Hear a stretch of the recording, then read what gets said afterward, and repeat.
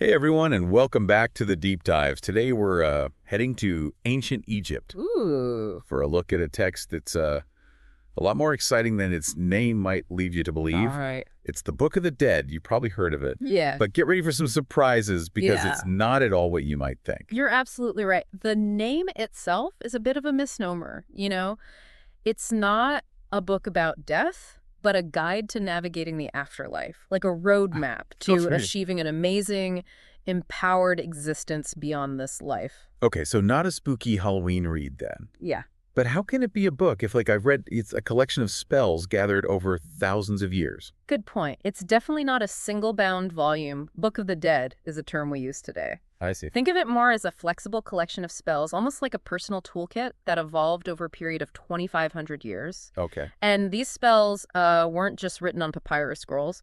Imagine finding them on tomb walls woven into linen shrouds, Wow. even inscribed on magical bricks used in burial chambers. Magical bricks. Okay, now I'm really intrigued. Yeah. So what was the purpose of all these spells? Were they like prayers to the gods? They were more like instructions or even cheat codes to help the deceased navigate the challenges of the underworld and achieve a glorious afterlife. It was all about equipping them with the knowledge and power they'd need on this incredible journey. That makes sense. Yeah. But why call it the Book of the Dead if it's about this vibrant, active afterlife?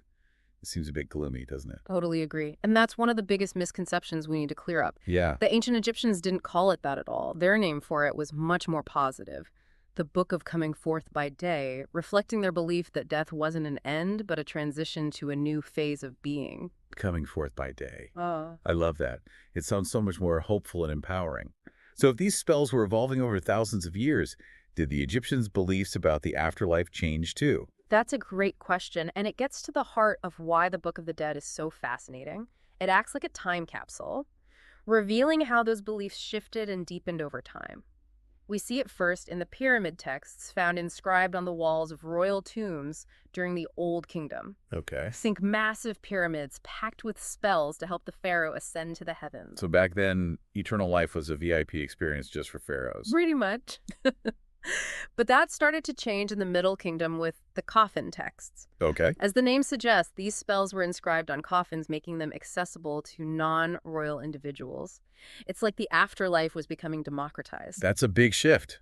Huh. Everyone gets a shot at a glorious afterlife, not just the elite. So how did these spells end up being compiled into what we now call the Book of the Dead? Well, in the New Kingdom, the spells were written on papyrus scrolls, which allowed for more flexibility and personalization. Families could choose the spells they thought were most important for their loved ones, like picking the best songs for a mixtape. I like that analogy. So you'd have this customized guidebook for navigating the afterlife filled with spells for protection guidance, even spells to ensure you had delicious food in the hereafter. Exactly. And this evolution wasn't a clean break. Spells from the older pyramid and coffin texts were often incorporated, revised, and combined with newer spells reflecting this dynamic and ever-changing belief system. So it's like they were remixing ancient wisdom with contemporary ideas, creating a truly unique and personal guidebook for each individual. But what exactly did these spells tell us about what the Egyptians believed happened after death? What kind of afterlife were they hoping for? Well, they weren't just hoping to survive death. They wanted to thrive in the afterlife. Imagine a place where you could enjoy all the good things in life: delicious food, beautiful gardens, music, dancing, without any of the downsides. That's like paradise. But did they also believe they'd face challenges in the afterlife? I mean, all those terrifying gods and demons. Oh, absolutely. The underworld was a complex place filled with both beauty and danger. And that's where the spells came in. They weren't just passive prayers, but active tools for overcoming obstacles. Think of them as power-ups in a video game, giving the deceased the strength and knowledge to face whatever came their way. Okay, I'm starting to see how this all fits together. You die, you grab your personalized Book of the Dead, and you're ready to face the challenges of the underworld, armed with these magical spells. Mm. But were the spells enough? Did you need anything else to navigate the afterlife successfully? Knowing the right spells was crucial, but there's another key ingredient: knowledge. The deceased needed to know the names of the gods and demons, the rituals to appease them, even the passwords to unlock different realms. Imagine it like having a cheat sheet for navigating a complex maze. So it wasn't just about brute force. It was about strategy and intelligence, too. You had to be clever, resourceful, and well-informed to make it through. Speaking of informed, there's something I've always wondered about. The Book of the Dead is full of these vivid illustrations called vignettes. Were they just there for decoration, or did they have a purpose too? Those vignettes weren't just pretty pictures, they were believed to possess magical power. In a sense, they brought the spells to life, adding another layer of protection and guidance for the deceased. So it was like a multisensory experience, words and images working together to help the deceased achieve their ultimate goal. What was that ultimate goal, by the way? To become a god, or at least a divine being sharing in the power and immortality of Osiris, the god of the underworld. But becoming godlike wasn't just handed to you, you had to earn it. Wait, so there were tests, Mm. like a final exam for the afterlife. Exactly. The most famous is the weighing of the heart ceremony. Picture this. Your heart is placed on a scale opposite the feather of truth. If your heart is lighter than the feather, you're worthy of entering the realm of Osiris. But if it's heavier, weighed down by bad deeds, then, well, let's just say there were consequences. Okay, talk about pressure. This whole afterlife journey sounds pretty intense, but the Egyptians also believed the deceased had multiple aspects or souls, right? Can you explain that a bit? Absolutely. They believed you weren't just a single entity, but had multiple spiritual aspects, each with a unique role to play in the afterlife. Think of it like a team all working together to help you succeed on your journey. Okay, I'm picturing a spiritual entourage now. Who are these key players? Well, you have your Kofi, which is your life force, your spiritual double. It needs sustenance even in the afterlife, which is why offerings were so important. Then there's your Bea, often depicted as a bird with a human head. Think of it as your free spirit, the part of you that can travel between the worlds of the living and the dead. So the Bay allows you to visit loved ones, check on your tomb back in the world of the living, maybe even catch some celestial entertainment. Exactly. And finally, there's the Ak, which is your transfigured soul, the one that's achieved a state of divine empowerment and merged with Osiris. That was the ultimate goal. To become an ox sounds like a pretty amazing transformation. But I'm guessing it wasn't all fun and games in the afterlife. Weren't there also dangers lurking in the shadows? You get the Book of the Dead doesn't shy away from the darker side of the underworld. We're talking demons, monsters, fiery pits, and even gods who could turn against you if you didn't know the right spells or show them proper respect. Okay, that sounds terrifying. So what happens to those who fail the tests, who don't make it past the demons? Let's just say the Egyptians had a vivid imagination when it came to punishments. Being devoured by a monstrous beast was a popular option. But remember, the Book of the Dead was all about providing the knowledge and power to avoid those fates. It was like having a shield against the forces of chaos, a guide to navigating the trickiest parts of the underworld. So it was a risky business, this afterlife journey. But with the Book of the Dead as your guide, you had a fighting chance of making it to paradise. Exactly.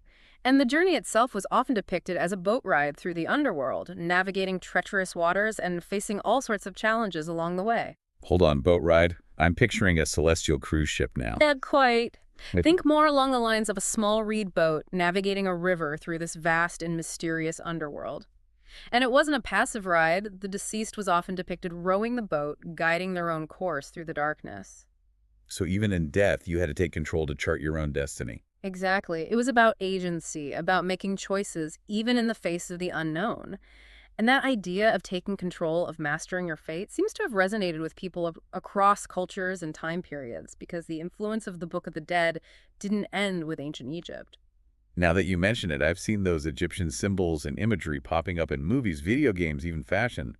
Are you telling me those are inspired by the Book of the Dead? You bet. The Book of the Dead has had a remarkable influence on art, literature, and popular culture from ancient times right up to the present day. Okay, now I'm really intrigued. We got to dive deeper into that in the next part. It's getting way too interesting to stop now. All right, we're back and ready to explore how the Book of the Dead has sailed right into the heart of modern culture. You could say it's had an epic journey, just like the souls it was meant to guide. Exactly. So, where do we see its fingerprints most clearly? Well, visual art is a great place to start. From the Renaissance onward, artists have been captivated by the Book of the Dead's vivid imagery and symbolism. Hmm. Think of those grand tombs and monuments from the Renaissance and Baroque periods. All right. They often borrow motifs and ideas straight from Egyptian funerary art, including scenes from the Book of the Dead. So those ancient Egyptian beliefs about death and the afterlife were getting a makeover, inspiring these incredible works of art centuries later. Absolutely. And it wasn't just about grand structures.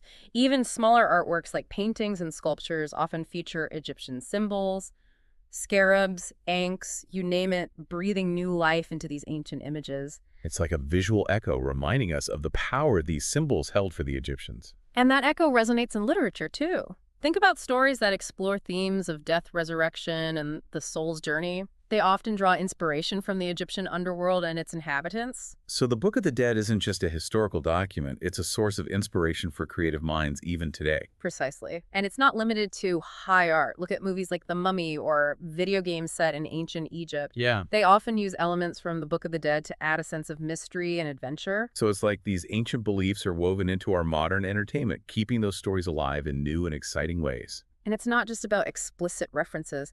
The Book of the Dead's influence can be seen in more subtle ways, too, like in stories that explore the struggle between good and evil, the idea of transformation, or the search for eternal life.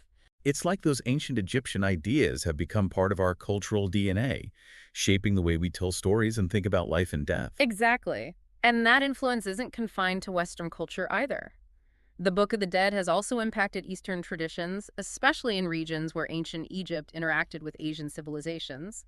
It's a reminder of how interconnected our world has always been. It's fascinating to think about these ancient ideas traveling across continents, influencing cultures across time and space. But, for all its focus on the afterlife, the Book of the Dead also offers a window into the everyday lives of the ancient Egyptians. That's one of the things that makes it so fascinating. It's not just a guidebook to the hereafter, it's a reflection of their values, hopes, and dreams while they were living. So what kind of insights can we glean about how they lived what they valued? Well, one thing that jumps out is the importance of family and community. Uh-huh. Many spells emphasize maintaining relationships even in the afterlife. Imagine spells for reuniting with loved ones, sharing meals, and even continuing family lineages. So it wasn't just about individual salvation. It was about taking those connections with you into eternity. Exactly. And the Book of the Dead reveals their deep desire to be remembered for their names and deeds to live on. That's reflected in the elaborate decorations of their tombs and the inclusion of personal biographies and family histories. It's that universal human desire to leave a legacy, to ensure our stories are passed down through generations. And speaking of stories, the Book of the Dead is brimming with them. It's not just a dry list of spells, Right. but a tapestry of myths, legends, and even personal anecdotes that paint a vibrant picture of life in ancient Egypt. So we get these glimpses into their beliefs, their values, even their sense of humor. Absolutely. And those glimpses reveal a people who were connected to nature, who appreciated the simple joys of life. Things like food, music, and dance, all those elements are woven into the spells and illustrations of the Book of the Dead. It makes you wonder what they would make of our fascination with their culture thousands of years later. Would they be surprised? Abused? Perhaps a bit of both. But I think they'd be pleased to know that their legacy lives on, that their beliefs and stories continue to resonate with us. And that's thanks in part to the work of modern scholars who have dedicated their lives to deciphering and translating these ancient texts. They've given us the tools to understand this complex and fascinating world. Their efforts have not only illuminated the past, but they continue to shape our understanding of the present. The Book of the Dead, through their work, has become a source of inspiration for artists, writers, and even scientists. So it's influencing everything from modern art to our understanding of human consciousness and what it means to be alive. Exactly. And as we continue to study and interpret the Book of the Dead, who knows what other discoveries and insights await? It's a journey of exploration that's just beginning. Well, we've certainly journeyed far in this deep dive. We've explored the underworld, deciphered ancient spells, and discovered how the Book of the Dead reflects not only the Egyptians' beliefs about death, but also their values, their hopes, and their dreams. It's a testament to the enduring power of human curiosity, our fascination with ancient cultures, and our eternal quest to understand the mysteries of life and death. And it reminds us that even though millennia have passed, we share a common thread with those who came before us, a desire to make sense of the world, to leave our mark, and to find meaning in the face of the unknown. If you're eager to learn more about the Book of the Dead, be sure to check out the show notes for links to additional resources, including articles, books, and even museum exhibits where you can see some of these incredible artifacts firsthand. And if you're looking for more guidance on your own journey of self-discovery, don't forget to visit www.ultimatemasters.org, coaching, or WhatsApp. Plus 256-771-324-119 for more information. We're here to help you unlock your full potential and create a life that's truly extraordinary. Remember, there's a new episode of The Deep Dive available every day. So be sure to subscribe and share this fascinating information with others who might be blessed with this information. Until next time, keep exploring, keep questioning, and keep diving deep into the mysteries of the world around us. Thanks for joining us.